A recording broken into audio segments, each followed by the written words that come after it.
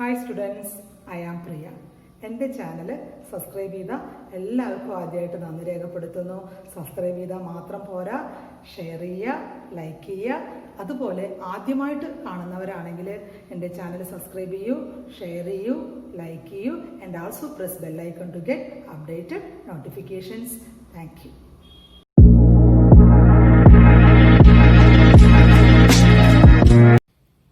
ഇന്ന് നമ്മൾ ഡിസ്കസ് ചെയ്യുന്നത് സെക്കൻഡ് ഹെഡ് ഓഫ് ഇൻകം എന്ന് പറഞ്ഞാൽ ഇൻകം ഫ്രം ഹൗസ് പ്രോപ്പർട്ടിയെ കുറിച്ചിട്ടാണ് ഡിസ്കസ് ചെയ്യുന്നത് അല്ലേ. നമുക്ക് 5 ഹെഡ്സ് ഓഫ് ഇൻകം ഉണ്ടെന്ന് നമ്മൾ ഓൾറെഡി പഠിച്ചു കഴിഞ്ഞു. ഏതൊക്കെയാണത്? First one income from salary, second one income from house property, third one profit or gains of business or profession, fourth one capital gain, fifth one income from other sources. ഈ 5 heads of ഇൻകത്തിന്റെ ടോട്ടലിനെ നമ്മൾ gross total income എന്ന് പറയുന്നു. From the gross total ഇൻകത്തിൽ നിന്ന് we deduct deductions under section 80C to 80U deduct ചെയ്താൽ നമുക്ക് എന്ത് കിട്ടുന്നു? ടോട്ടൽ ഇൻകം അല്ലെങ്കിൽ ടാക്സബിൾ ഇൻകം എന്ന് പറഞ്ഞു അല്ലേ. അപ്പോൾ നമുക്ക് ഈ 5 ഹെഡ്സ് ഓഫ് ഇൻകം ഏതൊക്കെ സെക്ഷൻ ഇൻക്ലൂഡ് ചെയ്യേണ്ട ഓരോ ഹെഡിൽ എന്ന് പറഞ്ഞു കഴിഞ്ഞാൽ ഫസ്റ്റ് ഹെഡിൽ ഇൻകം ഫ്രം സാലറിയിലെ സെക്ഷൻ 15 to 70 സെക്ഷൻസ് ഇൻക്ലൂഡ് ചെയ്യുന്നുണ്ട്. 15 to 70, അപ്പോൾ 15, 16, 70 3 സെക്ഷൻസ്. ദെൻ അടുത്തത് income from house property section 22 തൊട്ടിട്ട് 27 വരെ ഇൻക്ലൂഡ് ചെയ്യുന്നുണ്ട്. Then profit and gains or business of profession section 28 to 44 sections include ചെയ്യുന്നുണ്ട്. ദെൻ ക്യാപിറ്റൽ ഗെയിൻ 45 to 55 വരെ include ചെയ്യുന്നുണ്ട്. Then income from other sources section 56 to 59 sections include ചെയ്യുന്നുണ്ട്. മനസ്സിലായോ? അപ്പോൾ നമ്മൾ ഇവിടെ സെക്കൻഡ് ഹെഡിനെ കുറിച്ചിട്ടാണ് ഡീറ്റെയിൽഡ് ആയിട്ട് ഡിസ്കസ് ചെയ്യാൻ പോകുന്നത്. അതിന് മുമ്പ് നമുക്കറിയണം എന്താണ് ബേസിസ് ഓഫ് ചാർജ്. ഓരോ സെക്ഷൻ്റെയും ഓരോ ഹെഡിൻ്റെയും ഫസ്റ്റ് സെക്ഷനെയാണ് നമ്മൾ എന്ത് പറയുന്നത്? ബേസിസ് ഓഫ് ചാർജ് അല്ലെങ്കിൽ ചാർജബിലിറ്റി സെക്ഷൻ. സാലറിയിൽ സെക്ഷൻ 15 ആണ് ചാർജബിലിറ്റി സെക്ഷൻ. ഹൗസ് പ്രോപ്പർട്ടിയിൽ സെക്ഷൻ 22 ആണ്. അങ്ങനെ ഓരോന്നിൻ്റെയും ഫസ്റ്റ് സെക്ഷനെ നമ്മൾ എന്ത് പറയണം? ബേസ് ഓഫ് ചാർജ് അല്ലെങ്കിൽ ചാർജബിലിറ്റി സെക്ഷൻ എന്ന് നമ്മൾ പറയണം. ഇത്രയും കാര്യം നമ്മൾ ഓർത്ത് വയ്ക്കുക. ഇനി നമ്മുടെ സെക്കൻഡ് ഹെഡിൽ ഓഫ് ഇൻകം നമുക്ക് ഡീറ്റെയിൽഡ് ആയിട്ട് ഡിസ്കസ് ചെയ്യാം. സെക്കൻഡ് ഹെഡ് ഓഫ് ഇൻകം എന്താണ്? ഇൻകം ഫ്രം ഹൗസ് പ്രോപ്പർട്ടി ആണ്. It contains section 22 to 27 sections include ചെയ്യുന്നുണ്ട്. അതിൽ സെക്ഷൻ 22 ഇതിനെ കുറിച്ച് ഡീൽ ചെയ്യുന്നു. സെക്ഷൻ 22 ബേസിസ് ഓഫ് ചാർജ് അല്ലെങ്കിൽ ചാർജബിലിറ്റി സെക്ഷൻ ആണ്, അല്ലെങ്കിൽ ചാർജിങ് സെക്ഷൻ എന്നൊക്കെ പറയും. ദെൻ സെക്ഷൻ 23 ആനുവൽ വാല്യൂവിനെ കുറിച്ച് ഡിസ്കസ് ചെയ്യുന്നു. Then section 24 deductions from annual value. Annual വാല്യൂന്ന് എന്തൊക്കെ ഡിഡക്ഷൻസ് കൊടുക്കുക എന്നുള്ളതാണ് സെക്ഷൻ 24 പറയണത്. നമ്മൾ സാലറി പഠിച്ചു. ഡിഡക്ഷൻ അണ്ടർ സെക്ഷൻ 16 പ്രകാരം 3 ഡിഡക്ഷൻ കൊടുക്കേണ്ടവരല്ലേ? ഏതൊക്കെയാണ്? Standard deduction, entertainment allowance, professional tax. ഇവിടെ 2 ഡിഡക്ഷനാണ് കൊടുക്കുക. സ്റ്റാൻഡേർഡ് ഡിഡക്ഷൻ കൊടുക്കും 30% ഓഫ് നെറ്റ് ആനുവൽ വാല്യൂവിന്റെ 30% ഒരു സ്റ്റാൻഡേർഡ് ഡിഡക്ഷൻ കൊടുക്കും. അതുകൂടാതെ ഇൻട്രസ്റ്റ് ഓൺ ലോൺ പറഞ്ഞ ഒരു ഡിഡക്ഷനാണ് ഇവിടെ കൊടുക്കുന്നത്. പിന്നെ അടുത്ത സെക്ഷൻ 25 പറഞ്ഞാൽ ഡിഡക്ഷൻ നോട്ട് അലൗബിൾ അല്ലെ. എന്തൊക്കെ ഡിഡക്ഷൻസ് അലോ ചെയ്യില്ല അതിനെ കുറിച്ച് പറയുന്നു. ദെൻ സെക്ഷൻ 26 കോ ഓണർഷിപ്പിനെ കുറിച്ച് പറയുന്നു. കോ ഓണർഷിപ്പ് പറഞ്ഞാൽ ഒരു പ്രോപ്പർട്ടിക്ക് ഒന്നിൽ കൂടുതൽ ഓണേഴ്സ് ഉണ്ടാകുമ്പോൾ അതെങ്ങനെ ഡീൽ ചെയ്യണം അതിനെ കുറിച്ച് ഡിസ്കസ് ചെയ്യുന്നു. ദെൻ ലാസ്റ്റ് സെക്ഷൻ 27 ഡീംഡ് ഓണേഴ്സിനെ കുറിച്ച് ഡിസ്കസ് ചെയ്യുന്നു. അതൊക്കെ നമ്മൾ ഡീറ്റെയിൽഡ് ആയിട്ട് ഞാൻ പറഞ്ഞുതരും. മനസ്സിലായോ? അപ്പോൾ ഇത്രയും സെക്ഷൻസ് ആണ് ഈ സെക്കൻഡ് ഹെഡ് ഓഫ് ഇൻകത്തിൽ ഇൻക്ലൂഡ് ചെയ്യണം. ക്ലിയർ ആയോ? ഇനി അടുത്ത point. This is the second head of income. Income from house property is the second head of income. Then മൂന്നാമത്തെ പോയിന്റ് ഡ്യൂ ബേസിസ് അല്ലെ. സാധാരണ income from house property is taxed on due basis. അതാണ് നമ്മൾ മനസ്സിലാക്കേണ്ടത് അല്ലെ. സാലറിയിൽ നമ്മൾ എന്ത് പറഞ്ഞു? Due or receive basis which ever is earlier എന്ന് പറഞ്ഞു അല്ലെ. ഇവിടെ ടാക്സ് ചെയ്യണത് ഡ്യൂ ബേസിസിലാണ് ടാക്സ് ചെയ്യുന്നത്. അതാണ് നമ്മൾ മനസ്സിലാക്കേണ്ടത്. എന്താ ഡ്യൂ ബേസിസ് പറഞ്ഞാൽ? When it is earned even if it is not receive during the previous year. ഞാനൊരു എക്സാമ്പിൾ പറഞ്ഞുതരാം. നമ്മുടെ സാലറി ഡ്യൂ ആവുന്നത് എല്ലാ മാസവും ലാസ്റ്റ് ഡേയിലാണ് അല്ലെ. 30-നോ 31-നാണ് നമ്മുടെ സാലറി ഡ്യൂ ആവുന്നത്. പക്ഷെ കിട്ടുന്നത് ചിലപ്പോൾ നമുക്ക് 1-നോ അല്ലെങ്കിൽ 10-നുള്ളിലുള്ള ദിവസമായിരിക്കും കിട്ടുന്നുണ്ടാവുക. മനസ്സിലായി? അതിനാണ് നമ്മൾ എന്ത് പറയുന്നത്? ഡ്യൂ ബേസിസ് അല്ലെ. ഡ്യൂ പറയുന്നത് നമുക്ക് ഡ്യൂ ആയി സാലറി കിട്ടേണ്ട സമയം 30-ാം തീയതിയാണ് ഓരോ മാസം നമ്മൾ ഡ്യൂ ബേസിസ് പറഞ്ഞത്. പക്ഷെ കിട്ടണത് അത് കഴിഞ്ഞിട്ടായിരിക്കാം. റിസിപ്റ്റ് ആവുന്നത് അത് കഴിഞ്ഞിട്ടാണ്. അതിനാണ് നമ്മൾ ഡ്യൂ ബേസിസ് എന്ന് നമ്മൾ പറയുന്നത്. മനസ്സിലായോ? ഡ്യൂ ഓർ റിസിപ്റ്റ് ബേസിസ് നമ്മൾ ഫസ്റ്റ് വീഡിയോയിൽ ഡീറ്റെയിൽഡ് ആയിട്ട് പറഞ്ഞിട്ടുണ്ട്. കാണാത്തവർ ആ വീഡിയോ വാച്ച് ചെയ്തിട്ട് കാണും. മനസ്സിലായോ? ദെൻ അടുത്തത് നമുക്ക് ഈ ഹെഡിൽ ഏത് ടൈപ്പ് ഓഫ് ഇൻകം ആണ് മെയിൻ ആയിട്ട് ഇൻക്ലൂഡ് ചെയ്യണം. അതാണ് നമ്മൾ ആദ്യം പറയേണ്ടത്. അവിടെ rental income in the hands of owner is charge to tax under this head. ഇവിടെ റെന്റൽ ഇൻകം ആണ് വരുന്നത്. എന്താ റെന്റൽ ഇൻകം? നമുക്ക് ഒന്നിൽ കൂടുതൽ ബിൽഡിംഗ് ഉണ്ട്. നമ്മളത് ഒന്നുകൂടി വാടകയ്ക്ക് കൊടുത്തിരിക്കുന്നത് റെസിഡൻഷ്യൽ അല്ലെ. മറ്റുള്ളവർ താമസിക്കാനായിരിക്കും അല്ലെങ്കിൽ വേറെ കൊമേഴ്ഷ്യൽ എന്തിനായിക്കോട്ടെ. പക്ഷെ അതിന് നമുക്ക് എന്ത് കിട്ടുന്നുണ്ട്? വാടക കിട്ടുന്നുണ്ട് അല്ലെ. അങ്ങനെ റെന്റൽ ഇൻകം ആണ് ഇവിടെ ഡീൽ ചെയ്യുന്നത്. ഇൻകം ഫ്രം ഹൗസ് പ്രോപ്പർട്ടിയിൽ നമുക്ക് അല്ലാണ്ട് അത് വിറ്റ് കിട്ടി സെയിൽ ചെയ്യുമ്പോൾ നമുക്ക് കിട്ടിയ പ്രോഫിറ്റ് അതൊന്നുമല്ല നമ്മളിവിടെ ഡീൽ ചെയ്യണം. നമ്മളിവിടെ only deals with rental income from building. അതാണ് നമ്മൾ മെയിനായിട്ട് ഇവിടെ ഡിസ്കസ് ചെയ്യുന്നത്. അപ്പോൾ mainly rental income in the hands of owner is charged to tax under this head എന്നാണ് നമ്മളിവിടെ മെയിനായിട്ട് പറയുന്നത്. അടുത്തത് നമ്മൾ ബേസിസ് ഓഫ് ചാർജ് അല്ലെങ്കിൽ ചാർജബിലിറ്റി സെക്ഷനെ കുറിച്ചിട്ടാണ് പറയുന്നത്. Basis of charge section 22 basis of ചാർജിനെ കുറിച്ചിട്ട് ഡിസ്കസ് ചെയ്യുന്നത്. എന്താ നോക്കൂ. Under the head income from house property, the basis of charge is the annual value of the property. അല്ലെ, ബേസിസ് ഓഫ് ചാർജ് പറഞ്ഞാൽ എന്തിന്റെ ബേസിലാണ്? ആനുവൽ വാല്യൂ ഓഫ് ദി പ്രോപ്പർട്ടിയുടെ ബേസിസിലാണ് നമ്മൾ എന്ത് ചെയ്യുന്നത്? ചാർജ് ചെയ്യുന്നത്. അല്ലെ, എന്താണ് ആനുവൽ വാല്യൂ എന്നൊക്കെ നമ്മൾ ഡെഫിനിഷൻ പഠിക്കും. മനസ്സിലായോ? അപ്പോൾ ദ ബേസിസ് ഓഫ് ചാർജ് പറഞ്ഞു കഴിഞ്ഞാൽ under the head income from house പ്രോപ്പർട്ടിയിൽ the basis of charge is the annual value of the property. Annual value of the പ്രോപ്പർട്ടിയിലാണ് നമ്മൾ ബേസിസ് ഓഫ് ചാർജ് കാണുന്നത്. അല്ലേ, അപ്പോൾ അതിൽ നമുക്ക് മെയിൻ എന്താണ് property? Annual value of the property. അപ്പോൾ പ്രോപ്പർട്ടി പറഞ്ഞാൽ എങ്ങനെയായിരിക്കണം? പ്രോപ്പർട്ടി പറഞ്ഞാൽ consist of any building or land appurtenant thereto. അല്ലേ, അപ്പോൾ പ്രോപ്പർട്ടി പറഞ്ഞു കഴിഞ്ഞാൽ അത് ബിൽഡിംഗ് ആയിരിക്കണം. അല്ലേ, ബിൽഡിങ്ങിന്റെ കൂടെ അറ്റാച്ച് ചെയ്തിട്ടുള്ള ലാൻഡ് ആവാം. ദാറ്റ് ഈസ് അപ്പർട്ടനന്റ് thereto പറഞ്ഞാൽ അറ്റാച്ച്ഡ് ടു ബിൽഡിംഗ്. ബിൽഡിങ്ങോട് ചേർന്നിട്ടുള്ള ലാൻഡിനെ നമ്മൾ എന്തിൽ പറയുന്നു? പ്രോപ്പർട്ടിയിൽ പറയുന്നു. അല്ലെ, ലാൻഡ് ബിൽഡിംഗ് ഇവിടെ ലാൻഡ് വേറൊരു സ്ഥലത്താണെങ്കിൽ നമ്മൾ ഒരിക്കലും ഇവിടെ പ്രോപ്പർട്ടിയിൽ ഇൻക്ലൂഡ് ചെയ്യില്ല. അപ്പോൾ നമ്മൾ പറയണത് consist of any building or land appurtenant thereto. ആ ബിൽഡിങ്ങിന്റെ അരികിലായിട്ടുള്ള ലാൻഡ് അല്ലേ, നമ്മൾ അല്ലേ ഒരു ദാറ്റ് ഈസ് അതിന്റെ അറ്റാച്ച് ചെയ്തിട്ടുള്ള ബിൽഡിങ്ങിന് അറ്റാച്ച് ചെയ്തിട്ടുള്ള ലാൻഡ് മാത്രമേ ഇവിടെ ഇൻക്ലൂഡ് ചെയ്യുള്ളൂ. ബിൽഡിംഗ് ഇവിടെ ലാൻഡ് വേറെ സ്ഥലത്താണെങ്കിൽ ഒരിക്കലും ആ ലാൻഡ് ഈ പ്രോപ്പർട്ടിയിൽ ഇൻക്ലൂഡ് ചെയ്യില്ല. മനസ്സിലായോ? ദെൻ അടുത്തത് ഡീറ്റെയിൽഡ് ആയിട്ട് ഞാൻ അതിന്റെ ഡെഫിനിഷൻസ് പറഞ്ഞു തരും, ഓരോ ഹെഡിലും എന്തൊക്കെ വരുന്നുള്ളത്. ദെൻ അടുത്ത point of which assessee is the owner. ആരായിരിക്കണം ഓണർ? ആരാണോ അസസി അയാൾ അതിൽ ഓണർ ആയിരിക്കണം. മനസ്സിലായോ? പ്രോപ്പർട്ടിയുടെ ഓണർ ആയിരിക്കണം. അസസി ഈസ് ദ ഓണർ ആയിരിക്കണം പ്രോപ്പർട്ടിയുടെ. ദെൻ അടുത്തത് which is not used for the purpose of assessee's business of profession. അത് അസസിയുടെ ബിസിനസ്സിനോ പ്രൊഫഷനോ വേണ്ടി യൂസ് ചെയ്യാൻ പറ്റില്ല. അങ്ങനെ ഉപയോഗിച്ചാൽ ആ ഇൻകം ഈ ഹെഡിൽ വരില്ല. അത് PGPP എന്നുള്ള ഹെഡിലാണ് വരിക. മനസ്സിലായോ? അപ്പൊ നമുക്ക് ബേസിസ് ഓഫ് ചാർജ് പറഞ്ഞാൽ എന്താണ്? ബേസിസ് ഓഫ് ചാർജ് പറഞ്ഞാൽ നമുക്ക് under the head income from house പ്രോപ്പർട്ടിയിലെ the base of charge is the annual value of the പ്രോപ്പർട്ടിയിലാണ് നമ്മൾ എന്ത് ചെയ്യണത്? ബേസ് ഓഫ് ചാർജ് കാണുന്നത്. അപ്പൊ എന്താണ് പ്രോപ്പർട്ടി? പ്രോപ്പർട്ടി പറഞ്ഞാൽ any building or land appurtenant thereto. അല്ലെ, land may or may not be. Land വേണമെന്നൊന്നുമില്ല, ഉണ്ടെങ്കിൽ അതിനെ അറ്റാച്ച് ചെയ്തിട്ട് വേണമെന്നാണ് നമ്മൾ പറയുന്നത്. മനസ്സിലായോ? ബിൽഡിങ്ങിന്റെ കൂടെ ലാൻഡ് ഉണ്ടെങ്കിൽ അത് അറ്റാച്ച് ചെയ്ത ലാൻഡിനെയും നമ്മൾ ഈ പ്രോപ്പർട്ടിയിൽ ഇൻക്ലൂഡ് ചെയ്യും. അല്ല, അറ്റാച്ച് ചെയ്ത് ലാൻഡ് വേണമെന്ന് കമ്പൽസറി ഒന്നുമില്ല, ഉണ്ടെങ്കിൽ ഇതിന്റെ അരികിൽ തന്നെ ആയിരിക്കണം എന്നാണ് ഇവിടെ പറയുന്നത്. ക്ലിയർ ആയോ? പിന്നെ second point of which associate ആരായിരിക്കണം? ഓണർ തന്നെ ആയിരിക്കണം. ആ പ്രോപ്പർട്ടിയുടെ ഓണർ ആയിരിക്കണം അസസി. ദെൻ അടുത്തത് which is not used for the purpose of assessee's business of profession. ഈ പ്രോപ്പർട്ടി അസസിയുടെ ബിസിനസ്സിനോ പ്രൊഫഷനോ യൂസ് ചെയ്യാൻ പാടില്ല. യൂസ് ചെയ്താൽ അത് ഇൻകം ഫ്രം ഹൗസ് പ്രോപ്പർട്ടി എന്നുള്ള ഹെഡിൽ വരില്ല. അത് PGPP income from business or profession എന്നുള്ള ഹെഡിലാണ് വരിക. ക്ലിയർ ആയോ? അപ്പൊ ചാർജബിലിറ്റി സെക്ഷനിൽ 3 പോയിന്റ് ഉണ്ട്. 3 പോയിന്റ് ഓർക്കുക. 3 പോയിന്റ് ഒന്നുകൂടി ഞാൻ പറഞ്ഞിരുന്നു. ചാർജബിലിറ്റി സെക്ഷൻ 22 ചാർജബിലിറ്റി സെക്ഷൻ പറയുന്നത് under the head income from house property, the basis of charge is the annual value of the property. The property എങ്ങനെ ആയിരിക്കണം? The property consists of any buildings or land appurtenant thereto. Second one, of which assessee is the owner. Third point, which is not used for the purpose of assessee's business or profession. Clear ആയോ? അടുത്തത് basis of ചാർജബിലിറ്റി എന്നുള്ളൊരു ഹെഡാണ്. എന്താണ് basis of ചാർജബിലിറ്റി എന്നാ പറഞ്ഞാൽ താഴെ പറയുന്ന 3 condition satisfy ചെയ്താലേ ഒരു property income from house property എന്നുള്ള ഹെഡിൽ ടാക്സ് ചെയ്യുള്ളൂ. അത് ഏതൊക്കെയാണെന്ന് നോക്കിയോളൂ. First one, there must be a building or land appurtenant thereto. എന്തുണ്ടായിരിക്കണം? ബിൽഡിംഗ് എന്തായാലും ഉണ്ടായിരിക്കണം. ആ ബിൽഡിങ്ങിനോട് ചേർന്ന് തന്നെ വേണം എന്ത്? ലാൻഡ് എന്നാണ് ഇവിടെ പറയുന്നത്.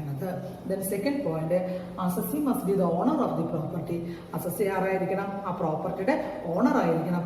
ഇൻക്ലൂഡിങ് ലീഗൽ ഓണർ ആവാം, അല്ലെങ്കിൽ ഡീംഡ് ഓണർ ആവാം. മനസ്സിലായി? ലീഗൽ ഓണർ പറഞ്ഞാൽ ആരുടെ പേരിലാണ് പ്രോപ്പർട്ടി രജിസ്റ്റർ ചെയ്തിരിക്കുന്നത് അയാളെയാണ് നമ്മൾ ലീഗൽ ഓണർ എന്ന് പറയണം.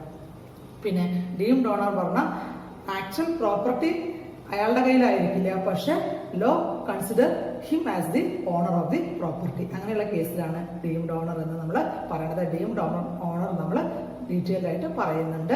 അടുത്ത point, house property should not be used for the purpose of business or profession carried on by the assessee. ഈ പ്രോപ്പർട്ടി നമ്മുടെ അസസിയുടെ ഓണറിന്റെ ബിസിനസ്സിനോ പ്രൊഫഷനോ യൂസ് ചെയ്യാൻ പാടില്ല. അഥവാ അങ്ങനെ യൂസ് ചെയ്താൽ ഇൻകം ഫ്രം ഹൗസ് പ്രോപ്പർട്ടി എന്നുള്ള ഹെഡിൽ അത് ഇൻക്ലൂഡ് ചെയ്യില്ല. PGBP എന്നുള്ള ഹെഡ് അല്ലെ, profit or gains of business or profession എന്നുള്ള ഹെഡിലാണ് നമ്മളത് ഇൻക്ലൂഡ് ചെയ്യുക എന്നാണ് ഇവിടെ പറയുന്നത്. നമ്മളിവിടെ 3 കണ്ടീഷൻസ് പറഞ്ഞു. അതിൽ ഓരോ കണ്ടീഷൻസിനെയും കുറിച്ച് ഡീറ്റെയിൽഡ് ആയിട്ട് എക്സ്പ്ലെയിൻ ചെയ്യണം. അതിൽ first condition, building or land appurtenant thereto.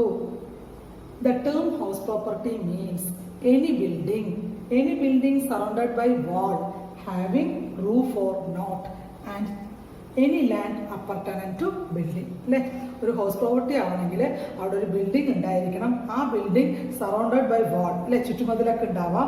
ചിലപ്പോൾ ഒരു പർട്ടിക്കുലർ പർപ്പസിനായിരിക്കാം അല്ലെ. ഇപ്പൊ നമുക്ക് സ്റ്റേഡിയം അല്ലെങ്കിൽ സ്വിമ്മിംഗ് പൂള് അല്ലെ, ഇതിലൊക്കെ ഒരു കോമ്പൗണ്ട് വാള് കെട്ടിയിട്ടാൽ പിന്നെ ഒരു ബേസിക് സ്ട്രക്ചറൊക്കെ ഉണ്ടാവും, അതിനനുസരിച്ച് കെട്ടിയിട്ടുണ്ടാവും. പക്ഷെ അതിന് റൂഫൊന്നും ഉണ്ടാവുന്നില്ല അല്ലെ. നമുക്ക് ബിൽഡിംഗ് 2 പർപ്പസിന് യൂസ് ചെയ്യാം, റെസിഡൻഷ്യൽ പർപ്പസിനും നോൺ റെസിഡൻഷ്യൽ പർപ്പസും. റെസിഡൻഷ്യൽ പർപ്പസ് ആണെങ്കിൽ ചിലപ്പോൾ റൂഫും ഒക്കെ ഉണ്ടാവാം അല്ലെ. നോൺ റെസിഡൻഷ്യൽ പർപ്പസ് ആണെങ്കിൽ ഇപ്പൊ സ്വിമ്മിംഗ് പൂളും അതെന്തൊക്കെയാണ്, അപ്പൊ അവിടെ റൂഫൊന്നും ഉണ്ടായിരുന്നു വരില്ല, മനസ്സിലായി. എന്നിരുന്നാലും അത് ഹൗസ് പ്രോപ്പർട്ടിയിൽ ഇൻക്ലൂഡ് ചെയ്യുമെന്നാണ് ഇവിടെ പറയുന്നത്. ഇനി എനി ലാൻഡ് അപ്പാർട്ടനന്റ് ടു ബിൽഡിംഗ് അല്ലെ, നമ്മുടെ ബിൽഡിങ്ങിന് അടുത്തോട് ചേർന്നിട്ടുള്ള ലാൻഡ് ആയിരിക്കണം എന്നാണ് ഇവിടെ പറയുന്നത് അല്ലെ. നമ്മൾ റെസിഡൻഷ്യൽ പർപ്പസിനാണെങ്കിൽ ബിൽഡിങ്ങിനോട് അടുത്ത് courtyard, back yard, kitchen garden അല്ലെ എക്സെട്ര അങ്ങനെയുള്ള ഇതൊക്കെ ഉണ്ടാവും. പക്ഷേ നോൺ റെസിഡൻഷ്യൽ പർപ്പസിലാണെങ്കിൽ അവിടെ കാർ പാർക്കിംഗ് സ്പേസ് അല്ലെ, ഡ്രൈ ഗ്രൗണ്ട്, പ്ലേ ഗ്രൗണ്ട് അല്ലെ, കോർട്ട്യാർഡ്, ദെൻ കണക്ഷൻ റോഡ്, ഇങ്ങനെയുള്ള കുറേ കാര്യങ്ങളൊക്കെ ഉണ്ടാവും. ഇതൊക്കെയാണ്. ഇങ്ങനെയുള്ളതിനൊക്കെ നമ്മൾ എന്താ പറയണത്, building or land appurtenant thereto എന്ന് പറയണം, മനസ്സിലായോ. ബിൽഡിങ്ങിന്റെ അടുത്ത് ചേർന്നുള്ളതിനെല്ലാം നമ്മൾ എന്ത് പറയുന്നു, ഹൗസ് പ്രോപ്പർട്ടി ആയിട്ട് ട്രീറ്റ് ചെയ്യുന്നു എന്നാണ് ഇവിടെ പറയണത്. അപ്പോൾ ഞാൻ അതിന്റെ ഡീറ്റെയിൽഡ് ആയിട്ട് നോട്ട്സ് ഒന്ന് വായിക്കാൻ ശ്രദ്ധിച്ചോളാം. അപ്പോൾ building includes an enclosure of BRICS, stone work or even mud guard അല്ലെ. നമ്മൾ ബിൽഡിംഗ് പറയുമ്പോൾ നമുക്കറിയാം സിമെന്റും മണലും കല്ലും ഒക്കെ കൂടി കെട്ടിയൊരിതായിരിക്കാം. ചിലപ്പോൾ പണ്ടത്തെയൊക്കെ ആണെങ്കിൽ മണ്ണോണ്ട് കെട്ടിയിട്ടുള്ളതായിരിക്കാം. അങ്ങനെ ഇരുന്നാലും അതിനൊക്കെ നമ്മൾ എന്ത് പറയുന്നു, ഹൗസ് പ്രോപ്പർട്ടി എന്ന് നമ്മൾ പറയുന്നു. Building includes residential as well as commercial houses അല്ലെ. നമ്മൾ താമസിക്കുന്ന വീടും ആവാം, അല്ലെങ്കിൽ നമ്മൾ കൊമേഴ്ഷ്യൽ പർപ്പസ് വല്ല ആർക്കെങ്കിലും ലെറ്റ് ഔട്ടിന് കൊടുത്തിട്ടുണ്ടാവും, വാടകയ്ക്ക് കൊടുത്തിട്ടുണ്ടാവും അല്ലെ. അപ്പോൾ അതിനെയൊക്കെ നമ്മൾ എന്ത് പറയുന്നു, ഹൗസ് പ്രോപ്പർട്ടി എന്ന് നമ്മൾ പറയുന്നു. Then vacant land is not a house property. വെറുതെ കിടക്കുന്ന സ്ഥലം ഉണ്ടാവുക ലാൻഡ്, അതിലൊരു ബിൽഡിംഗ് ഉണ്ടാവണം. ബിൽഡിങ്ങിനോട് അറ്റാച്ച് ചെയ്തിട്ടുള്ള ലാൻഡിനെ നമ്മൾ എന്ത് പറയുന്നു, ഹൗസ് പ്രോപ്പർട്ടി എന്ന് പറയുന്നു. വാക്കന്റ് ലാൻഡിനെ നമ്മൾ നോട്ട് എ ഹൗസ് പ്രോപ്പർട്ടി എന്നാണ് ഇവിടെ പറയുന്നത്. അടുത്ത point, roof is not necessary for a non resident house property. Roof വേണമെന്നില്ല. നോൺ റെസിഡൻഷ്യൽ ഹൗസ് പ്രോപ്പർട്ടിക്ക് എന്ത് വേണമെന്നില്ല, റൂഫ് വേണമെന്നില്ല. അപ്പോൾ a large stadium or an open air swimming pool is also considered as building എന്നാണ് ഇവിടെ പറയുന്നത്. Then it should be a permanent structure meant for a useful purpose. അപ്പോൾ ഈ ബിൽഡിങ്ങിന് അല്ലെങ്കിൽ ഈ അപ്പാർട്ട്മെന്റ് ടു ലാൻഡ് അല്ലെങ്കിൽ ബിൽഡിങ്ങിന് ഒരു പർട്ടിക്കുലർ പർപ്പസ് അല്ലെങ്കിൽ സ്ട്രക്ചർ ഉണ്ടാവണം എന്നാണ് ഇവിടെ പറയുന്നത്. പിന്നെ if a building consist of several flats then each flat is considered as A separate house property അല്ലെ. നമ്മൾ 6 നില കെട്ടിടം എന്നൊക്കെ പറഞ്ഞ് നമ്മൾ ഫ്ലാറ്റുകളൊക്കെ കണ്ടിട്ട് അതിൽ ഓരോ ഫ്ലാറ്റിനെയും നമ്മൾ എന്തായിട്ടാണ് പറയുന്നത്, സെപ്പറേറ്റ് ഹൗസ് പ്രോപ്പർട്ടി ആയിട്ടാണ് ട്രീറ്റ് ചെയ്യുന്നത്. Then an incomplete, ruined or demolished house cannot be termed as house property അല്ലെ. നമ്മൾ ഇൻകംപ്ലീറ്റ് ആയത് അല്ലെങ്കിൽ നശിച്ചു പോയത് അല്ലെ, അങ്ങനെയുള്ള വീടുകളിൽ നിന്ന് നമ്മൾ ഹൗസ് പ്രോപ്പർട്ടിയിൽ ഇൻക്ലൂഡ് ചെയ്യില്ല എന്നാണ് ഇവിടെ പറയുന്നത്. പിന്നെ land appurtenant building include car parking areas, approach road, backyard, courtyard etcetera attached to such building. ബിൽഡിങ്ങിനോട് ചേർന്നിട്ടുള്ള ലാൻഡ് ഇങ്ങനെയുള്ളതൊക്കെ ഞാൻ ഓൾറെഡി പറഞ്ഞു. അതൊക്കെ നമ്മൾ എന്തിൽ പറയുന്നു, ഹൗസ് പ്രോപ്പർട്ടിയിൽ ഇൻക്ലൂഡ് ചെയ്യുമെന്നാണ് ഇവിടെ പറഞ്ഞത്. മനസ്സിലായോ? Second condition, assessee must be the owner or deemed owner. Assessee ആരായിരിക്കണം, ഒന്നുമില്ലെങ്കിൽ ഓണർ ആവണം അല്ലെങ്കിൽ ഡീംഡ് ഓണർ ആയിരിക്കണം എന്നാണ് ഇവിടെ പറയുന്നത്. അതിൽ annual value of house property is assessed to tax only in the hands of the owner even if he is not in receipt of income. മനസ്സിലായോ? ആനുവൽ വാല്യൂ ഹൗസ് പ്രോപ്പർട്ടി ആരുടെ കയ്യിലാണ് tax ചെയ്യുക, ഓണറുടെ കയ്യിലാണ് ടാക്സ് ചെയ്യുക. അയാൾ income receive ചെയ്യുന്നില്ലെങ്കിലും അയാളെയാണ് ഓണറായി കൺസിഡർ ചെയ്തിട്ട് ഡീംഡ് ഓണറായിട്ട് കൺസിഡർ ചെയ്തിട്ട് ടാക്സ് ചാർജ് ചെയ്യുന്നത് എന്നാണ് ഇവിടെ പറയുന്നത്. Second point, any person other than the owner even though he is in receipt of rent shall not be liable to tax under this head. അല്ലെ, ഓണർ അല്ലാത്ത ഒരാൾക്ക് ഇൻകം റിസീവ് ചെയ്യുന്നുണ്ടെങ്കിലും അയാളെ ഓണർ അല്ലല്ലോ, അതുകൊണ്ട് അയാളിവിടെ ഈ ഹെഡിൽ ടാക്സ് ചെയ്യില്ല എന്നാണ് ഇവിടെ പറയുന്നത്. Income from subletting is not taxable under this head, but under the head income from other source. Income from subletting is not taxable under the head income from house property, but under the head income from other sources. Income from subletting എന്നുള്ളത് ഈ ഹെഡിൽ വരില്ല. അത് ഏത് ഹെഡിലാണ് പറഞ്ഞത്? Income from other sources എന്നുള്ള ഹെഡിലാണ് include ചെയ്യുന്നത്. എന്താണ് ഇൻകം ഫ്രം സബ്ലെറ്റിംഗ് എന്നാണ്? എ ഓണറാണ്, ഹൗസിന്റെ ഓണറാണ്. അയാളുടെ ഒരു ഹൗസ് പ്രോപ്പർട്ടി ആർക്ക് ലെറ്റ് ഔട്ട് ചെയ്തു? ബി എന്നുള്ള ഒരാൾക്ക് ലെറ്റ് ഔട്ട് ചെയ്തു. അപ്പോൾ ബി എക്ക് ഒരു പർട്ടിക്കുലർ എമൗണ്ട് ഓഫ് റെന്റ് കൊടുക്കുന്നുണ്ടാവും. പക്ഷേ ബി എന്ത് ചെയ്തു? ഈ ഹൗസ് പ്രോപ്പർട്ടി ഒരു ഭാഗം അയാൾ സിക്ക് എന്ത് ചെയ്തു? സബ്ലെറ്റ് ചെയ്തു. മനസ്സിലായോ? അപ്പൊ സി ഒരു പർട്ടിക്കുലർ എമൗണ്ട് ആർക്ക് കൊടുക്കുന്നുണ്ടാവും? ബിക്ക് കൊടുക്കുന്നുണ്ടാവും. അതാണ് സബ്ലെറ്റിംഗ് എന്ന് പറയുന്നത്. മനസ്സിലായോ? സി ബിക്ക് കൊടുക്കുമ്പോൾ എന്ത് എമൗണ്ട്? അപ്പൊ ബി സബ്ലെറ്റ് ചെയ്തുകൊണ്ടാണ് അയാളുടെ കയ്യിൽ നിന്ന് എന്ത് കിട്ടുന്ന ഒരു എമൗണ്ട് കിട്ടുന്നത്. പക്ഷെ അത് ഈ ഹെഡിൽ വരില്ല. ബി കൊടുക്കണ റെന്റ് മാത്രം, എക്ക് കൊടുക്കണ റെന്റ് മാത്രമേ ഇവിടെ ഇൻക്ലൂഡ് ചെയ്യുള്ളൂ. മനസ്സിലായോ? ഹൗസ് പ്രോപ്പർട്ടിയിൽ ഇൻക്ലൂഡ് ചെയ്യുള്ളൂ. സബ്ലെറ്റ് ചെയ്ത ഇൻകം ഫ്രം അതർ സോഴ്സിലാണ് ഇൻക്ലൂഡ് ചെയ്യുക എന്നാണ് ഇവിടെ പറഞ്ഞത്. Last one, owner includes legal owner, beneficial owner or deemed owner. മനസ്സിലായോ? ലീഗൽ ഓണർ പറഞ്ഞാൽ ആരുടെ പേരിലാണോ പ്രോപ്പർട്ടി രജിസ്റ്റർ ചെയ്തിരിക്കുന്നത് അയാളെയാണ് നമ്മൾ എന്ത് പറയുന്നത്? ലീഗൽ ഓണർ എന്ന് പറയുന്നത്. ആരാണോ ഈ പ്രോപ്പർട്ടി ബെനിഫിറ്റ് എൻജോയ് ചെയ്യുന്നത് അയാളെയാണ് ബെനിഫിഷ്യൽ ഓണർ എന്ന് നമ്മൾ പറയുന്നത്. ഇനി ഡീംഡ് ഓണർ പറഞ്ഞാൽ അയാൾ ഈ പ്രോപ്പർട്ടി ആക്ച്വൽ ഓണർ അല്ല, പക്ഷേ അയാളെ എന്തായിട്ട് ട്രീറ്റ് ചെയ്യണം? ആക്ച്വൽ ഓണറായിട്ട് ട്രീറ്റ് ചെയ്യുക. അതാണ് ഡീംഡ് ഓണർ. ഡീംഡ് ഓണറിൽ കുറച്ച് എക്സാമ്പിൾസ് നമ്മൾ ഡിസ്കസ് ചെയ്യുന്നുണ്ട്. ഡീംഡ് ഓണറെ കുറിച്ചിട്ടാണ് നമ്മളിവിടെ ഡിസ്കസ് ചെയ്യുന്നത്. അണ്ടർ സെക്ഷൻ 27 പ്രകാരമാണ് ഡീംഡ് ഓണറെ ഡിസ്കസ് ചെയ്യുന്നത്. ഡീംഡ് ഓണറിൽ കുറച്ച് എക്സാമ്പിൾസ് ആണ് ഞാനിവിടെ പ്രൊവൈഡ് ചെയ്തിരിക്കുന്നത്. First one, transfer to spouse. In case property is transferred by an individual to his spouse without adequate consideration, the transferor shall be the deemed owner. അല്ലെ, ഒരു individual അയാളുടെ വൈഫിന് അല്ലെ ഹൗസ് പ്രോപ്പർട്ടി ട്രാൻസ്ഫർ ചെയ്യാം without consideration. അല്ലെ, ചിലപ്പോൾ കുറച്ച് consideration അല്ലെങ്കിൽ വിത്തൗട്ട് കൺസിഡറേഷനിൽ എന്തെങ്കിലും ട്രാൻസ്ഫർ ചെയ്ത് വെച്ച് കഴിഞ്ഞാൽ ആരാണോ ട്രാൻസ്ഫർ ചെയ്ത് അയാളെയാണ് നമ്മളിവിടെ ഡീംഡ് ഓണറായിട്ട് കൺസിഡർ ചെയ്യുന്നത് എന്നാണ് ഇവിടെ പറയുന്നത്. മനസ്സിലായോ? അടുത്തത്, transfer to minor child. An individual who transfers any property to a minor child not being a married daughter shall be the deemed owner. മനസ്സിലായോ? ഒരു ഇൻഡിവിജ്വല് അയാൾ എന്തെങ്കിലും പ്രോപ്പർട്ടീസ് അയാളുടെ മൈനർ ചൈൽഡിന് കൊടുക്കുക. അല്ലേ, പെൺകുട്ടിയാണെങ്കിൽ കല്യാണം കഴിയാത്ത പെൺകുട്ടികൾ അല്ലേ. അപ്പോൾ മൈനർ ചൈൽഡിന് ട്രാൻസ്ഫർ ചെയ്ത് കഴിഞ്ഞാൽ ആരെയാണ് ഡീംഡ്? ആ ഇൻഡിവിജ്വലിനെ തന്നെയാണ് നമ്മൾ എന്ത് പറയുന്നത്? ഡീംഡ് ഓണറായിട്ട് ട്രീറ്റ് ചെയ്യുക എന്നാണ് ഇവിടെ പറയുന്നത്. അടുത്ത point, holder of an impartible estate. അല്ലെ, ഡിവൈഡ് ചെയ്യാൻ പറ്റാത്തത് അല്ലേ, അത് HUF കേസിലാണ് മെയിനായിട്ട് വരുന്നത്. In case of impartible estate of HUF, the holder is its owner. ആരാണോ അത് ഹോൾഡ് ചെയ്യണം അയാളാണ് അതിൻ്റെ ഓണറായിട്ട് നമ്മളിവിടെ ട്രീറ്റ് ചെയ്യുന്നത്. അടുത്ത point, member of A cooperative society. A member of cooperative society, company or an association of person to whom a building or its part is allotted or leased under a house building scheme of the society, company, association or member shall be deemed to be the owner of the property. നമ്മളോട് പറയണം. മനസ്സിലായോ? അപ്പോൾ ആരാണോ house building scheme പ്രകാരം cooperative society അല്ലെ മെമ്പേഴ്സിനൊരു house അല്ലെങ്കിൽ property allot ചെയ്തിട്ടുണ്ട് വെച്ചാൽ മെമ്പറിനെയാണ് അതിൻ്റെ ഓണറായി ട്രീറ്റ് ചെയ്യണത്. അതേപോലെ കമ്പനി AOP ആണെങ്കിലും അവരെയാണ് ഓണറായിട്ട് ട്രീറ്റ് ചെയ്യണം എന്നാണ് ഇവിടെ പറയുന്നത്. മനസ്സിലായോ? അടുത്ത point, person in position of A property. A person who is allowed to retain possession of any building in part performance of a contract shall be deemed to be the owner of that building. അല്ലെ, അവിടെ transfer of property act പ്രകാരം A person ആരാണോ ആ property കൈവശം വയ്ക്കുന്ന അയാളാണ് എന്ത് പറയുന്നത്? ഡീംഡ് ഓണറായിട്ട് നമ്മൾ കൺസിഡർ ചെയ്യുന്നത്. അടുത്തത്, lessee of A building. If A person takes A land on lease and construct A house upon it, he will be deemed to be its owner. അല്ലേ, പാട്ടത്തിനെടുത്തിട്ട് ലാൻഡ് പാട്ടത്തിനെടുത്ത് അതിലൊരു ബിൽഡിംഗ് ഉണ്ടാക്കിയെന്ന് വെച്ച് കഴിഞ്ഞാൽ ആ ഇതിലെ ഓണർ എന്ന് പറയുന്നത് ആ ലെസ്സിയാണ് നമ്മൾ എന്ത് പറയുന്നത് ഡീംഡ് ഓണറായിട്ട് ട്രീറ്റ് ചെയ്യണമെന്നാണ് ഇവിടെ പറയുന്നത്. കണ്ടീഷൻ 3നെ കുറിച്ചിട്ടാണ് നമ്മൾ ഡിസ്കസ് ചെയ്യണത്. Property is not used for business of profession carried on by the assessee. അല്ലേ, നമ്മൾ അസസിയുടെ ബിസിനസ്സിനോ പ്രൊഫഷനോ ഈ പ്രോപ്പർട്ടി യൂസ് ചെയ്യാൻ പറ്റില്ല നമ്മൾ ഓൾറെഡി പറഞ്ഞു. അഥവാ യൂസ് ചെയ്താൽ അത് income from business of profession എന്നുള്ള ഹെഡിലാണ് ഇൻക്ലൂഡ് ചെയ്യുക, ഹൗസ് പ്രോപ്പർട്ടി എന്നുള്ള ഹെഡിൽ ഇൻക്ലൂഡ് ചെയ്യില്ല എന്ന് പറഞ്ഞു. അല്ലേ, അപ്പോൾ assessee is engage in the business of letting out the property മാത്രമേ ഇവിടെ വരുള്ളൂ. നമ്മളുടെ റെന്റൽ ഇൻകം മാത്രമേ ഇൻകം ഫ്രം ഹൗസ് പ്രോപ്പർട്ടി എന്നുള്ള ഹെഡിൽ വരുള്ളൂ എന്നാണ് നമ്മളിവിടെ മനസ്സിലാക്കേണ്ടത്. ബിസിനസ്സിന് വേണ്ടി യൂസ് ചെയ്ത ഏതൊക്കെയാണ് ബിസിനസ്സിന് വേണ്ടി യൂസ് ചെയ്യുന്നത് അതിന്റെ എക്സാമ്പിൾസ് ഉണ്ട്. അത് ഹൗസ് പ്രോപ്പർട്ടി എന്നുള്ള ഹെഡിൽ വരില്ല, അത് income from business of profession എന്നുള്ള ഹെഡിലാണ് വരിക. അത് ഏതൊക്കെയാണെന്ന് നോക്കൂ.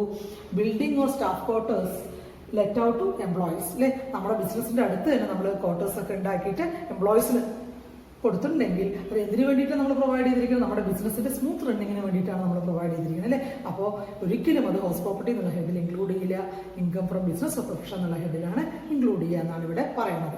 അടുത്ത point, if a building is left out to authorities for locating bank, post office, police station etcetera. അല്ലെ, അപ്പോൾ ഇതുപോലെ നമ്മൾ അതോറിറ്റീസ് മറ്റുള്ള ബാങ്കിന് കൊടുക്കുക, വാടകയ്ക്ക് കൊടുക്കുക, പോസ്റ്റ് ഓഫീസ്, പോലീസ് സ്റ്റേഷൻ ഇങ്ങനെയൊക്കെ വേണ്ടി വാടകയ്ക്ക് കൊടുത്തു കഴിഞ്ഞാൽ അതൊരിക്കലും ഇൻകം ഫ്രം ഹൗസ് പ്രോപ്പർട്ടി എന്നുള്ള ഹെഡിൽ വരില്ല, ഇൻകം ഫ്രം ബിസിനസ് എന്നുള്ള ഹെഡിലാണ് വരിക എന്നാണ് ഇവിടെ പറയുന്നത്. Last point, letting out to ancillary unit. അല്ലെ, നമ്മുടെ ബിസിനസ്സിനെ ഹെൽപ്പ് ചെയ്യാൻ വേണ്ടിയിട്ടുള്ള ആൻസിലറി യൂണിറ്റ്. അല്ലെ, നമുക്ക് വേണ്ടി സ്പെയർ പാർട്ട് പ്രൊവൈഡ് ചെയ്യുന്ന ആൾക്കാരായിരിക്കും. അപ്പോൾ നമ്മൾ കാർ മാനുഫാക്ചർ ചെയ്യുന്ന ഫേമാണെങ്കിൽ നമുക്ക് സ്പെയർ പാർട്ട് സപ്ലൈ ചെയ്യുന്ന ഒരു ഫേം അതിൻ്റെ അടുത്തൊക്കെ നമ്മളെ സപ്പോർട്ട് ചെയ്യാനുള്ള ബിസിനസ് അവിടെ നിൽക്കുന്നത്. അപ്പോൾ ഒരിക്കലും ഇൻകം ഫ്രം ഹൗസ് പ്രോപ്പർട്ടിയിൽ ഇൻക്ലൂഡ് ചെയ്യില്ല. അതെവിടെ വരുള്ളൂ? Income from business of profession എന്നുള്ള ഹെഡിൽ വരുള്ളൂ എന്നാണ് ഇവിടെ പറയുന്നത്. മനസ്സിലായോ? ഈ 3 കണ്ടീഷൻ സാറ്റിസ്ഫൈ ചെയ്താൽ ഒരു പ്രോപ്പർട്ടി ഇൻകം ഫ്രം ഹൗസ് പ്രോപ്പർട്ടിയിൽ നമ്മൾ ടാക്സ് ചെയ്യുള്ളൂ എന്നാണ് ഇവിടെ പറഞ്ഞിരിക്കുന്നത്.